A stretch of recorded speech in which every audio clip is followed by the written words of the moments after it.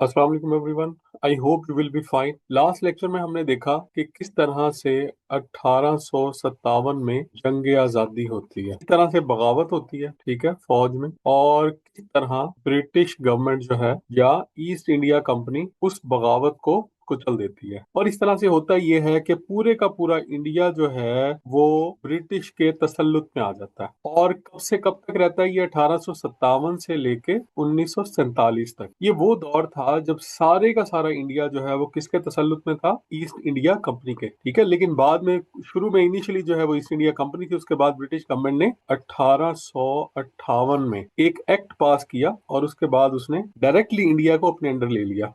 और इस तरह से इंडिया जो है वो डायरेक्ट ईस्ट इंडिया कंपनी से ब्रिटिश गवर्नमेंट के पास चला गया। तो आज हम डिस्कस करेंगे कि 1857 की जंग आजादी के बाद मुसलमानों की क्या हालत थी, उस जमाने के अंदर कौन कौन सी ऐसी रिफॉर्म्स मूवमेंट्स थी जो कि चलाई गई, और किस तरह से मुसलमानों को जो है वो आमादा किया गया कि वो अपने लिए आजादी की तहरीक चलाएं। तो सबसे पहले हम लोग जो है वो देखते हैं कि आफ्टर वॉर ऑफ इंडिपेंडेंस जो है वो क्या हालात थे। British government took the control of subcontinent through government of India act 1858। 1858 का government of India act pass किया और उसके तहत ईस्ट इंडिया कंपनी से जो है वो इंडिया ले लिया। और किसने ले लिया? ब्रिटिश ने। ब्रिटिश क्वीन जो थी उस टाइम वो कौन थी? वो थी जी क्वीन विक्टोरिया। 1857 की बात है। गवर्नर जनरल का डेजिग्नेशन इन्होंने खत्म कर दिया, उसकी जगह एक नया डेजिग्नेशन इंट्रोड्यूस करवाया गया जिसका नाम था वॉइस रॉय। और ये कब हुआ? After war of independence. Secretary of state of Indian affair, ये जो है वो एक ओहदा इंट्रोड्यूस करवाया गया। और इसका काम क्या था? इसका काम ये था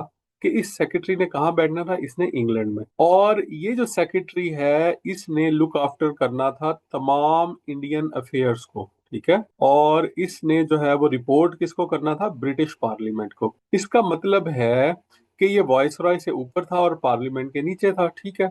तो इसने, इसका मतलब ये है कि पार्लियामेंट के और वॉइस रॉय के दरमियान के अंदर जो जो ऑफिसर था, जो डेजिग्नेशन था, जो रिस्पॉन्सिबल पर्सन था, वो कौन था? वो secretary of state for Indian affairs था। अच्छा बच्चों, सर सैयद अहमद खान की जो रिफॉर्म्स मूवमेंट है उनके ऊपर बात करने से पहले जो है वो थोड़ा सा आपको मैं बताता चलूं कि 1857 की जंग आजादी के बाद जो अंग्रेज है वो ये समझता था कि ये जो भी जंग आजादी है इसको मुसलमानों ने जो है ना वो ज्यादा हवा दी, ठीक है। It was led by Muslims, और मुस्लिम जो है वो खास तौर पे उसका निशाना बने के। और इसके बाद क्या हुआ? मुसलमानों के लिए जॉब्स के रास्ते बंद कर दिए गए, ठीक है। मुसलमानों के लिए स्कॉलरशिप्स बंद कर दिए गए, मुसलमानों के लिए अच्छी एजुकेशन के मौके जो है वो खत्म कर दिए गए, ठीक। तो जो मुसलमान हैं उनको गर्ज ये कि हर लिहाज से उनको उनको दीवार से लगाने की जो है वो एक कोशिश की गई, ठीक है। तो इस जमाने में बहुत सारे ऐसे लोग थे जो मुसलमानों का दर्द दिल रखते थे, ठीक है। उनमें से सर सैयद अहमद खान एक थे। और उन्होंने जब ये देखा कि मुसलमानों के साथ जो है वो अच्छा सलूक नहीं हो रहा, हालांकि अगर देखा जाए तो वॉर ऑफ इंडिपेंडेंस के अंदर जो है वो तमाम के तमाम जो यहाँ की रिलीजन्स थे, चाहे वो हिंदू थे, चाहे वो सिख थे, चाहे वो मुस्लिम थे, सब ने मिलकर जो है वो रिवॉल्ट किया था। लेकिन जो जो ब्रिटिशर्स हैं वो ये समझते थे कि इसमें सबसे बड़ा जो रोल है वो मुस्लिम्स का है। अगर मुस्लिम्स जो हैं वो यहाँ पे ना होते, या मुस्लिम्स जो हैं वो इस रिवॉल्ट का पार्ट ना होते, तो शायद ये नहीं होता। शायद उसकी एक बहुत बड़ी रीजन ये भी है कि इस सारे के सारे रिवॉल्ट को जो लीड कर रहे थे वो बहादुर शाह जफर थे, ठीक है, जो कि लास्ट मुगल रूलर थे, ठीक है। ये लास्ट मुगल रूलर थे। और आपको पता है कि दिल्ली और बरेली से जो है वो ये लीड कर रहे थे। और उस जमाने में वैसे भी जो है, ऑल दो कि इनके पास कोई इतनी खास पावर नहीं थी, इनके पास स्टेट्स जो है वो सारी इनसे छिन गई थी, लेकिन ऑनरेरी जो है वो बहुत सारी स्टेट्स इनको क्या मानती थी? अपना रूलर मानती थी, ठीक है। तो इसकी वजह से भी जो है वो ये एक बहुत बड़ी रीजन थी कि ब्रिटिशर ये समझते थे कि इस सारे के सारे रिवॉल्ट को, इस सारी म्यूटनी को अगर किसी ने लीड किया है तो वो कौन थे? वो मुस्लिम से, और बाकी तमाम लोग जो है वो इनके पीछे आ गए। तो इस हालत जार पे जो है वो सैयद अहमद खान बड़े परेशान थे, और उन्होंने कोशिश की किसी तरह से मुसलमानों को जो है वो इस दलदल से निकाला जाए, ठीक है, इस प्रॉब्लम से निकाला जाए, इस सिचुएशन से निकाला जाए। तो उस पर्पज के लिए उन्होंने बहुत कुछ किया, वो हम आगे डिस्कस करेंगे। सबसे पहले ये देख लें कि वो पैदा कब होते हैं। 17 अक्टूबर 1817 को। डेथ कब होती है? 27 मार्च 1898 को। और इन्होंने एज ए सब जज, ठीक है, और एज ए सदर सुदूर, ठीक है, सदर सुदूर भी जो है वो एक एडमिनिस्ट्रेटिव डेजिग्नेशन था उस जमाने में, जज के तौर पे भी काम किया और सदर सुदूर के तौर पे भी काम किया। और इन्होंने क्या किया? असारुस सनादीद एक किताब लिखी 1846 में। असारुस सनादीद जो है वो क्या थी? ये आसार कदीमा की जो इमारतें हैं, वहां पे पुरानी इमारतें हैं इंडिया की, सब कॉन्टिनेंट की, उनके ऊपर एक किताब, कॉजेज ऑफ इंडियन रिवॉल्ट, इन्होंने जो है वो एक रसाला लिखा, ठीक है। इस रसाले का नाम था रिसाला असबाबे बगावत हिंद। इसको अगर उर्दू में पढ़े तो यही बनता है, कॉजेज ऑफ इंडियन रिवॉल्ट 1858, ठीक है, इंडियन रिवॉल्ट 1857। तो ये छपा जो है वो 1858 में था, इसलिए इसका यहाँ पे 1858 लिखा हुआ है। तो इंडियन रिवॉल्ट जो है वो 1857 में था, इसलिए ये जरा जेहन में रखिएगा, परेशान ना होइएगा इससे। अच्छा भाई, ये जो रसाला इसबाब बगावत हिंद है ये इन्होंने छापा, और तमाम के तमाम जो ब्रिटिश लीडरशिप है उसको यहाँ पर भी और इंग्लैंड में भी भेज दिया। उर्दू में भी था, इंग्लिश में भी था, ठीक है। तो उसकी वजह से ये हुआ कि बहुत सारे अरबाब इख्तियार जो हैं वो इनसे नाराज भी हुए इस बात की वजह से। और इसमें सिर्फ ये बताया गया था कि ये जो सारे का सारा इंडियन रिवॉल्ट है, ये सिर्फ मुसलमानों की वजह से या सब कॉन्टिनेंट के लोगों की वजह से नहीं है, बल्कि उन्होंने इनको इतना ज्यादा सप्रेस किया हुआ था कि इनके लिए कोई जो है वो कोई ब्रीदिंग स्पेस मौजूद नहीं थी। तो इसका मतलब ये है कि ये म्यूटनी है, ये जो रिवॉल्ट है, ये होना ही होना था, चाहे आज हो जाता, चाहे आज से कुछ साल के बाद हो जाता, लेकिन ये लाजमी था, ये होना था, और ये दीवार पे लिखा हुआ था। तो ये इस तरह से जो है वो एक अच्छा एक पॉजिटिव रोल प्ले किया, और इससे ब्रिटिश गवर्नमेंट को ये बताया कि यहाँ पे जो बरसगीर के लोग हैं वो भी एक हकीकत है, ठीक है, उनके भी राइट्स हैं, और उनको राइट्स दिए बगैर आप यहाँ से सुकून से चैन से जो है वो हुकूमत नहीं कर सकते। इसके बाद इन्होंने देखा कि यहाँ पे जो मुसलमान हैं वो वेस्टर्न एजुकेशन की तरफ बिल्कुल भी नहीं है, ठीक है। स्पेशली मुसलमान, जो हिंदू थे या सिख थे वो तो फिर भी जो है वो एजुकेशन में इनसे खैर बहुत ज्यादा आगे थे, लेकिन मुसलमान जो है, शुरू में हुआ ये कि मुसलमानों ने जो है वो वेस्टर्न एजुकेशन को पहले तो डिस्करेज किया, उसके खिलाफ फतवे दिए, ठीक है, और बहुत सारे उलमा ने ये कहा कि जो लोग जो है मगरबी तालीम हासिल कर रहे हैं वो दारा इस्लाम से खारिज हैं।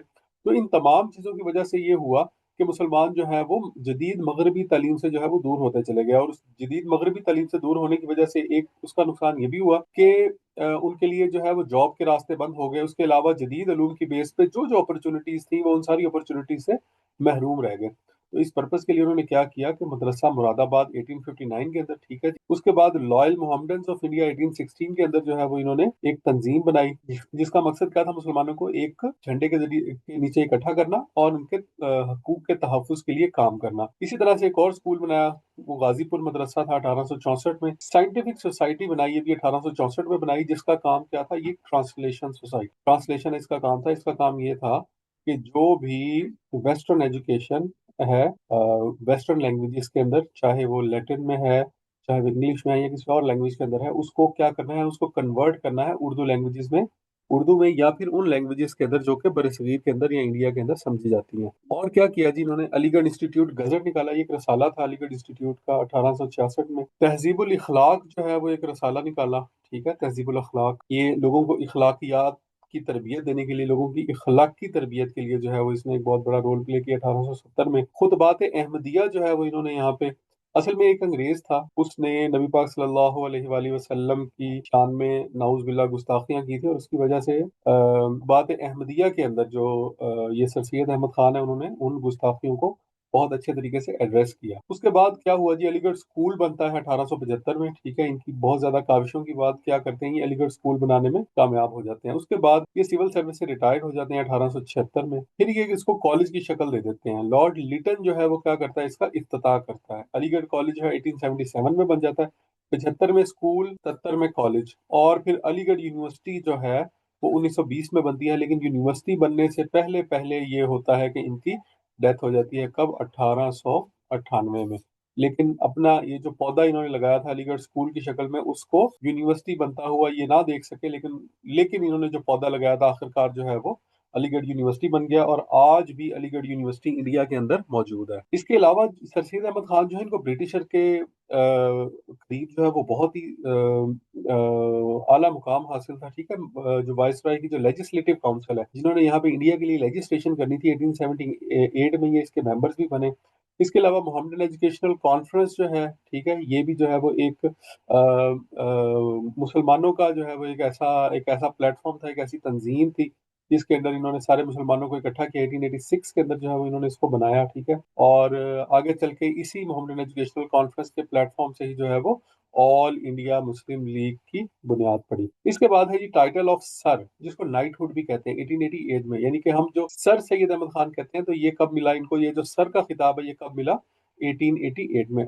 इससे पहले क्या थे, ये सैयद अहमद खान इनका असल नाम था, और ये 1888 में इनको सर का खिताब मिल गया। बच्चों ये जो सर का खिताब है इसको नाइटहुड कहा जाता है। उसके बाद इनकी डेथ होती है 27 मार्च 1898 में। लेकिन इनकी जो गरा कदर खिदमात हैं वो हमेशा याद रखी जाएंगी। अच्छा, बहुत सारे लोग ये समझते हैं कि शायद ये नॉन मुस्लिम थे या किसी और किस्म के फिक्स से ताल्लुक रखते थे, तो ऐसा हरगिज़ नहीं है। ये सारी की सारी मिसअंडरस्टैंडिंग्स हैं। अच्छा जी, अलीगढ़ मूवमेंट जो है वो इन्होंने स्टार्ट की। अलीगढ़ मूवमेंट क्या था? अलीगढ़ मूवमेंट एक्चुअली ये था कि मुसलमानों की हालत ज़ार को तब्दील करना। मुसलमान जो एजुकेशन से दूर थे उनको एजुकेशन की तरफ लेके आना, जो मुतनफ़िर थे वेस्टर्न एजुकेशन से, साइंटिफिक एजुकेशन से, जदीद उलूम से, उनको जो है वो दोबारा उस तरफ लेके आना कि वो जदीद उलूम को सीखें और अपनी हालत ज़ार को बेहतर करें। बिकॉज़ मुसलमानों की तरक्की का जो है वो एक ही रास्ता था, और वो ये था कि वो अपने जो है वो एजुकेशन के ऊपर तवज्जो दें, ठीक है? बिकॉज़ एजुकेशन का दौर था उस ज़माने के अंदर। अगर आपने कारोबार करना है तो उसके एजुकेशन ज़रूरी थी। उस ज़माने में अगर जॉब की आपने करनी है, चाहे वो प्राइवेट सेक्टर है, चाहे गवर्नमेंट सेक्टर है, तो उसके लिए जो है वो एजुकेशन ज़रूरी थी।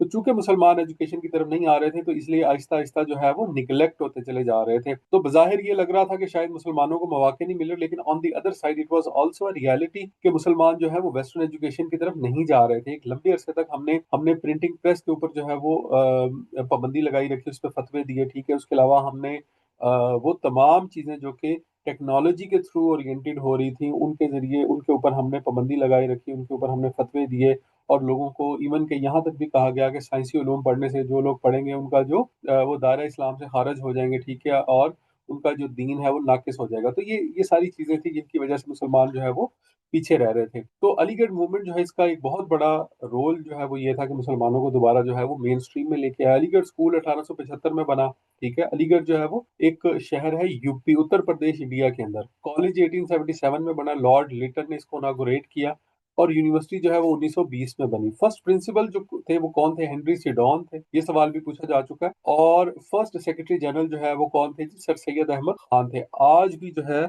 ये अलीगढ़ यूनिवर्सिटी मौजूद है। ये जो पौधा इन्होंने 1875 में लगाया था, आज ये यूनिवर्सिटी की शक्ल में यूपी के अंदर आज भी मौजूद है, और यहाँ पे सैकड़ों बच्चे जो हैं वो तालीम हासिल कर रहे हैं, बल्कि हजारों बच्चे। अच्छा भाई, इसके बाद बात करते हैं कि आज इंपॉर्टेंट इवेंट्स जो हैं इस लेक्चर के अंदर हम कौन कौन से कवर करेंगे। तो सबसे पहले हम कवर करेंगे उर्दू हिंदी कॉन्ट्रोवर्सी, उर्दू हिंदी तनाज़ा जिसको कहते हैं। 1867 में ये हुआ। पार्टीशन ऑफ बंगाल को हम डिस्कस करेंगे 1905 में, ठीक है जी। और इससे पहले शिमला डेपुटेशन को देखेंगे 1906 में। Establishment of all India Muslim league देखेंगे, ये भी 1906 में होती है। इंडियन काउंसिल्स एक्ट जो है 1909 में, जिसको मिंटो मॉर्ले रिफॉर्म्स भी कहते हैं, इसको हम देखेंगे।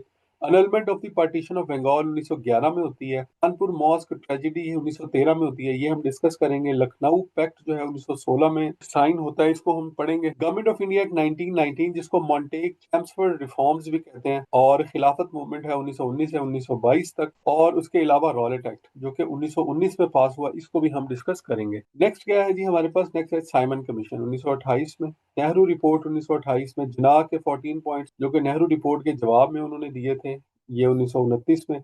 उसके बाद खुतबा इलाहाबाद या इलाहाबाद एड्रेस 1930 में। सिविल डिसोबीडियंस मूवमेंट जो है वो उसके बाद डिस्कस करेंगे।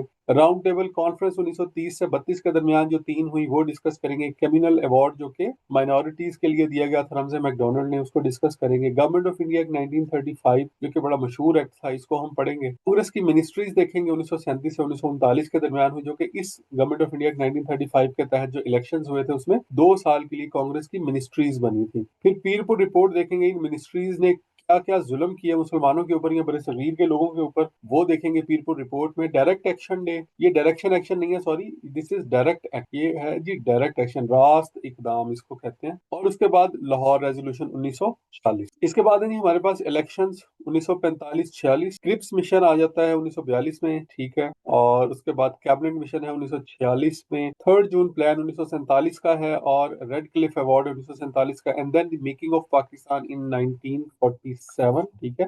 और इसके साथ ही जो है वो हमारा ये वाला सेक्शन कंप्लीट हो जाएगा।